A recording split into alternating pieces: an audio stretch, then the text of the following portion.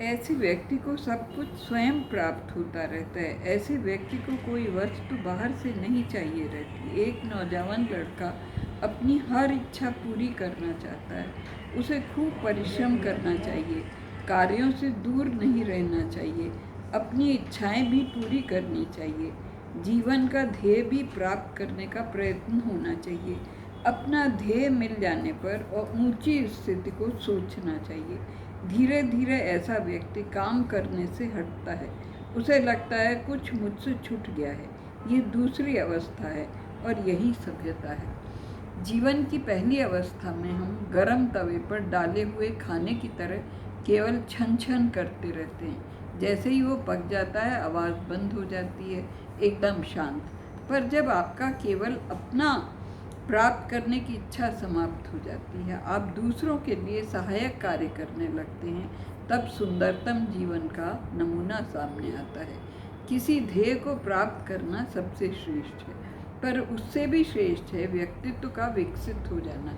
अपना कार्य करिए, पर उससे अधिक लगाव मत रखिए, तभी ऊंचाइयां प्राप्त हो सकेंगी। कभी कभी आपकी स्वयं की कोई इच्छा नहीं है, आप स्वतंत्र हैं, तब भी आप काम कीजिए, क्योंकि और लोग हैं जिन्हें बहुत आवश्यकता है। आप उनके सहायक बनिए। यह लोक संग्रह कहलाता है।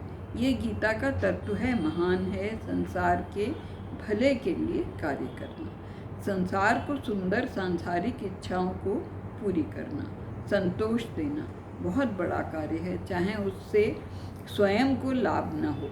ऐसा कार्य करें जिससे नीचे से नीचे व्यक्ति का भला हो सके। कोई भी राष्ट्र तब तक ऊपर नहीं उठ सकता जब तक हम दूसरों के लाभ के बारे में सोचेंगे नहीं।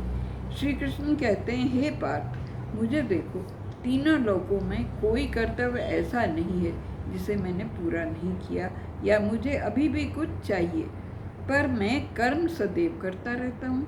श्री कृष्ण ने तरह तरह के जीवन के ढंग अपनाए हैं, जैसे राजनीतिक नेता, आत्मिक शिक्षक, एक दार्शनिक, जैसा महाभारत में मिलता है। वो भी आलस्य से पूर्ण जीवन व्यतीत कर सकते थे।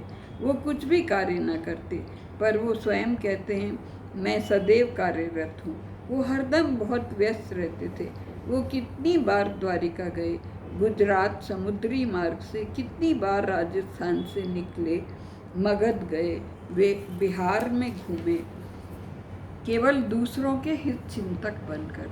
फिर महाभारत में राजदूत बनकर गए पांडवों के, कौरवों की कचहरी में, जिससे युद्ध टल सके। हे पार्थ, मुझे विश्वास है मनुष्य जाति मेरे इस कार्य को आगे चलकर अपनाएंगे, औरों के भले के लिए स्त्री पुरुष कार्य करते रहेंगे। हे पार्थ, जो मेरी ओर देख रहे हैं मुझे अपना रहे हैं। मैं आलसी होता तो उन्हें भी एक आलस्य का मार्ग मिल जाता। मैं उनके लिए शत्रु समान हो जाता और एक दोषपूर्ण उदाहरण बनकर रह जाता। अगर मैं काम नहीं करता तो ये सारा संसार नष्ट हो जाता। इससे सामाजिक पतन होता और इससे सारे मानव जाति बर्बाद हो जाती। उदाहरण के तौर पर आप गांव के लोगों को देखिए, उन्हें किसी सुधार की आवश्यकता लगती ही नहीं। वो अपने गांव की किसी प्रकार की भलाई चाहते ही नहीं। उन्हें सालों साल से बचाने की आदत पड़ गई है। हमें इस विचार को बदलना चाहिए। विद्यावान एक शब्द है जो प्रयोग किया जाता है अधिक बुद्धिमान लोगों के लिए। दूसरे होते हैं अविद्यामान, जिन्हें बुद्धि का प्रकाश दिखाई नहीं पड़ा। आगे श्री कृष्ण महत्वपूर्ण शिक्षा देते हैं, श्रम करिए, अपने राष्ट्र की उन्नति के लिए, सारे संसार के उत्थान के लिए कार्य करिए। एक तरह की सामाजिक उत्तरदायित्व समझकर काम करिए, सही सोच के साथ कार्य करिए। गीता को उदाहरण मानकर कर्मयोग को संसार के लिए आदर्श मानकर कार्य करिए। एक भाव और बहुत महत्वपूर्ण है कि यदि लाखों लोगों को खुशी नहीं है तो मैं कैसे खुश हो सकता हूँ। अभी देखिए, कुछ लोग बहुत गरीब हैं, जीवन कठिनाइयों से यापन करते हैं। कुछ पर इतना धन है कि उड़ाते घूमते हैं। अतः प्रयत्न होना चाहिए समानता लाने का। जो समझदार और योग की आत्मा को समझते हैं उन्हें दूसरों को काम करने की प्रेरणा देनी चाहिए।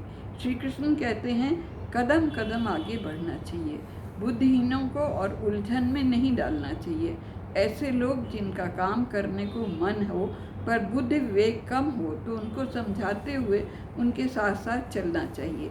एक अच्छा शिक्षक अपने शिष्य के समांतर पहले चलता है, फिर धीरे धीरे उसे ऊंचा उठा देता है। जैसे चलती कार में यदि आप बैठना चाहते हैं तो आपको कार के साथ दौड़ना पड़ेगा, तब चढ़ पाएंगे, वरना चोट